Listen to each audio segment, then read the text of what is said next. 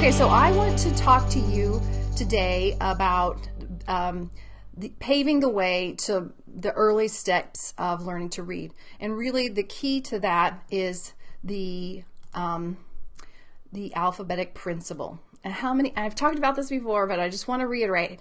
Do you know what the alphabetic principle is? It is the concept or the understanding that our written language is a code for sounds.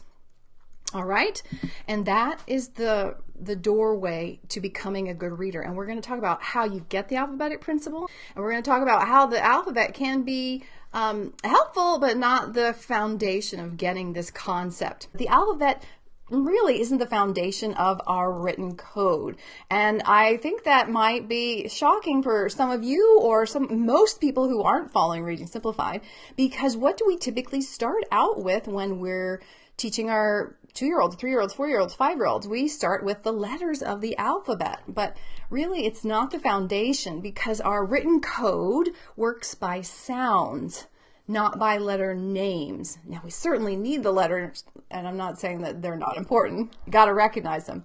But really the foundation of our code, that the written language is code for sounds, is sounds, those 44 sounds. The sound ooh and its many spellings. The sound shh, which takes 2 letters.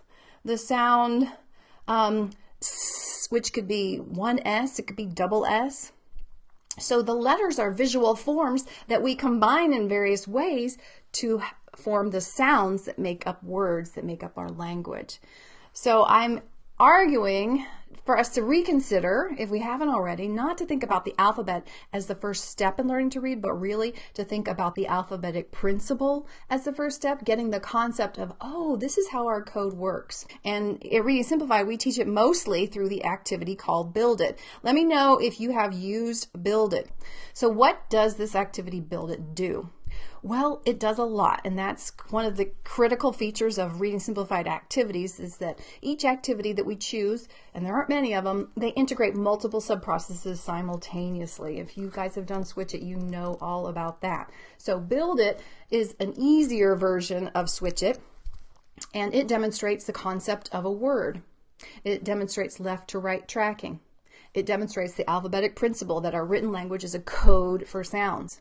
It demonstrates and teaches letter sound knowledge, phonemic segmentation. So if I have the word sat, I know to be able to segment it, I have to hear s-at. And it demonstrates early decoding and even early spelling. So that's all combined in this one activity. So you can start teaching kiddos how to read with this one activity. And what we're going to find when I show you this video, I've got a 4-year-old who's testing Build It for the very first time, but he's actually having a hard time with it, and I wouldn't probably do Build It the day after this video with him. So look, while you watch the video, look for how these skills are being demonstrated, maybe not learned because he may not be ready, but look and see what it is that he needs so that he'll be ready maybe tomorrow or next week or next month for Build It. What do you hear at the beginning of sat? What's that first thing that comes out of my mouth here when I say sat? That's the whole thing. And what's this by itself at the beginning of sat? At. What's the first thing that comes out of my mouth? Sat. That's the whole thing, but right by itself is s. Can you say s? Nice job. Which one of these is s? That's a. That's t. That's s. You found it. Okay, pull down and say s. Very good. What's next in sat? That's the whole word, and this sound by itself is at. So I hear at. Do you hear at and sat? There's an at. Which one of these is at? That's t. There you go. Pull it down. Very good. So you already made sat. You've made the part of the word sat. But now we need to make sat. What's the last sound in sat? What's the last sound that comes out? That's over here. And the last sound in sat. Do you hear that at the end of sat? Awesome. Is this t? It's t. Pull down and say t. There you go. So you made another word. You made the word sat. What are the sounds in sat? Let's, each sound by itself is s. You got it. You got s. The next sound is ah. And the last sound is t. You just made sat. Thanks so much. Good job. So that was an example of Build It being tested with a kid who just turned 4. And you guys noticed a lot of different things that were being demonstrated by that activity, but he didn't acquire many of those things himself in this lesson. And I wanted to show that so you could see that he may not be ready for it. And maybe we need to do some things beforehand. And I really wanted, the main thing I really wanted you to get was, what was the main thing that was blocking him from succeeding with this activity? He didn't know the letter sounds, but my main concern was that he couldn't perceive the sounds at the beginning of the word sat. So really, what was his main block for getting started with this activity is his lack of phonemic awareness. Because the doorway to the code is opened when you see or hear, the sounds that I hear in sat are sat. And those s-at individual things, those phonemes, those map up to those symbols, those funny symbols that the lady's telling me about. So I drug out that first sound. I gave him a couple different words, and it was still hard. He never segmented without me doing the work first. So I would take a break from this activity with him. But you can see how a young kid could be tested with this activity, and a lot of things may or may not fit together for him or her early on. So I want to show you a 3.5-year-old who is, I believe, ready for this activity, and I'm going to show you why I think so. What's the first sound in the word mom?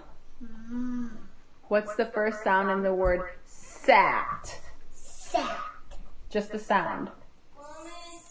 Excellent. What do you think? Is he going to be ready for Build It? He's hearing the sound and understanding the concept of the sound. So he has this skill that we're talking about. He's got the phonemic awareness to perceive the sound, so he's ready for the alphabetic principle. He may already understand it more than we can see from this example. We're not sure, but it's pretty cool. Okay, so I'm recommending, especially when you're working with any young student, to lead with phonemic awareness, the perception of sounds, and the concept of the alphabetic principle, that our written language is a code for sounds. Don't lead with the letter sounds or the letter names. Definitely they're important. They could maybe run side by side, but don't just think that you need to teach kids 5 letter sounds or 26 letter sounds and then start doing phonemic awareness, and then do alphabetic principle. Because if you start with alphabetic principle, a lot of things will connect for them that may not otherwise connect. This is Build It at a more classic level when the child is ready and the child is also learning a lot in the context of the activity. Okay, let's build the word sad. I will be sad to see Ellie go. What's the first sound that you hear when I say s? Oh, that's good. Which one is? And say s as you pull it down. Yes, sad. What's that sound? D. There is a d, but what do you hear right here before we get to the d? Look and watch. Sad. Oh, okay. Which one is ah? Bingo.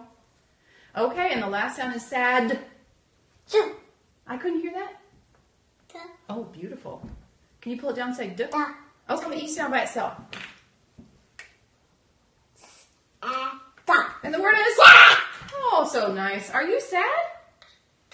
High five. I know. I can tell you're not sad. All right, what did you think of her? Was she having fun? Was she ready?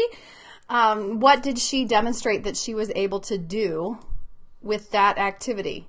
She was doing concept of a word, sad, left to right tracking, the alphabetic principle, And letter sound knowledge wasn't that hard for her, but the phonemic segmentation was a little harder, especially the middle vowel, the medial vowel.